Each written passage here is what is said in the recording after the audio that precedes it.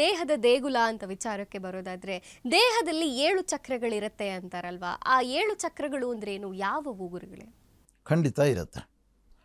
ಎಲ್ಲರ ಮಾನವ ಶರೀರದಲ್ಲೆಲ್ಲ 7 ಚಕ್ರಗಳು ಇರುತ್ತೆ. ಅದು ಕಣ್ಣಿಗೆ ಕಾಣುವಂಥ ಭೌತಿಕವಾದ ಚಕ್ರಗಳಲ್ಲ.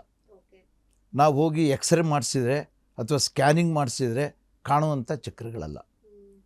ವೈದ್ಯಕೀಯ ಶಾಸ್ತ್ರದ ಪ್ರಕಾರ ನಾವು ಅವನ್ನು ನೋಡಬೇಕು, ಸ್ಕ್ಯಾನ್ ಮಾಡಿ ನೋಡಬೇಕು, ಆಪ್ರೇಷನ್ ಮಾಡಿ ನೋಡಬೇಕು ಅಂತ ಕಾಣುವಂಥದ್ದಲ್ಲ. ಅದು ಆಧ್ಯಾತ್ಮ ದೃಷ್ಟಿಗೆ ಗೋಚರಿಸುವಂಥ, ಆಧ್ಯಾತ್ಮದ ಹಿನ್ನೆಲೆಯಲ್ಲಿ ಇರತಕ್ಕಂಥ ಅದು ಚಕ್ರಗಳು, ಅನುಭವದಿಂದ ಬಂದಿರುವಂಥದ್ದು. ಅದು ಮಹಾ ಮೇಧಾವಿಗಳು, ಆಧ್ಯಾತ್ಮದಲ್ಲಿ ಪೂರ್ಣ ಪ್ರಮಾಣವನ್ನು ಪಡ್ಕೊಂಡಿರ್ತಕ್ಕಂಥವರು, ಅನೇಕ ಋಷಿಮುನಿಗಳು ಅವರ ಸತತವಾದಂಥ ತಪಶ್ಶಕ್ತಿಯಿಂದ ಮತ್ತು ಅವರ ದಿವ್ಯವಾದಂಥ ಜ್ಞಾನದಿಂದ, ಆ ಜ್ಞಾನ ಅಂತಕ್ಕಂಥದ್ದು ಅವರ ಒಂದು ಸಾಧನೆಯಿಂದ ಬರುವಂಥದ್ದು. ಆ ಸಾಧನೆಯ ಶಕ್ತಿಯಿಂದ ಪಡ್ಕೊಂಡ ಜ್ಞಾನದಿಂದ ಅವರಿಗೆ ಗೋಚರಿಸಿರ್ತಕ್ಕಂಥ ಚಕ್ರಗಳಿವು, ಆ ಸಪ್ತ ಚಕ್ರಗಳು. ಆ ಸಪ್ತ ಚಕ್ರಗಳು ನಮ್ಮ ಶರೀರದಲ್ಲಿ ಮೂಲಾಧಾರ ಚಕ್ರ ಮೊದಲನೇದು ಅಂತ ನಮಗೆ ಆಧ್ಯಾತ್ಮ ಲೋಕದಲ್ಲಿ ಗುರುತಿಸಿರುವಂಥದ್ದು. ಆ ಮೂಲಾಧಾರ ಚಕ್ರ ಅನ್ನುವಂಥದ್ದು ನಮಗೆ ಫಂಡಮೆಂಟಲ್ ಆಗಿ ಪ್ರಾರಂಭದಲ್ಲಿ ಗುರುತಿಸಿರುವಂಥದ್ದು.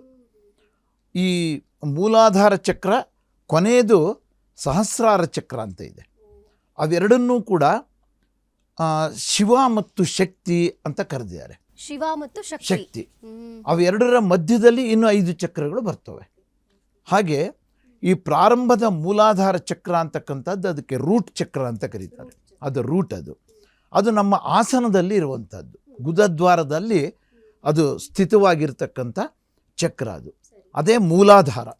ಆ ಮೂಲಾಧಾರ ನಾವೀಗ ಕೂತ್ಕೊತೀವಿ, ಆ ಕೂತ್ಕೊಂಡಾಗ ಅಥವಾ ನಾವು ಯಾವುದೇ ಸ್ಥಿತಿಯಲ್ಲಿ, ಅದು ಊಟಕ್ಕೆ ಕೂತ್ಕೊಳ್ಳಿ, ತಪಸ್ಸಿಗೆ ಕೂತ್ಕೊಳ್ಳಿ, ಧ್ಯಾನಕ್ಕೆ ಕೂತ್ಕೊಳ್ಳಿ, ಯಾವುದಕ್ಕೆ ಆದರೂ ಕೂಡ ಕೂತ್ಕೊಂಡಾಗ ನಮ್ಮ ಶರೀರದ ಭಂಗಿಯನ್ನು ಒಂದು ಸಮ ಪ್ರಮಾಣದಲ್ಲಿ ಎಷ್ಟು ಚೆನ್ನಾಗಿ ಕೂತಿದ್ದಾರೆ ಅಂತ ನಾವು ಹೇಳ್ತೀವಿ. ಕೆಲವರು ಕೂತ್ಕೊಂಡಿರುವಂಥದ್ದನ್ನು ನೋಡಿದಾಗ ಆ ಸರಿಯಾದ ರೀತಿಯಲ್ಲಿ ಕುಳಿತುಕೊಳ್ಳುವಂಥದ್ದಕ್ಕೆ ಆಧಾರವಾಗಿರುವಂಥದ್ದಾದ್ದರಿಂದ ಅದಕ್ಕೆ ಆಧಾರ ಚಕ್ರ ಅಂತ ಹೇಳಿದ್ದಾರೆ.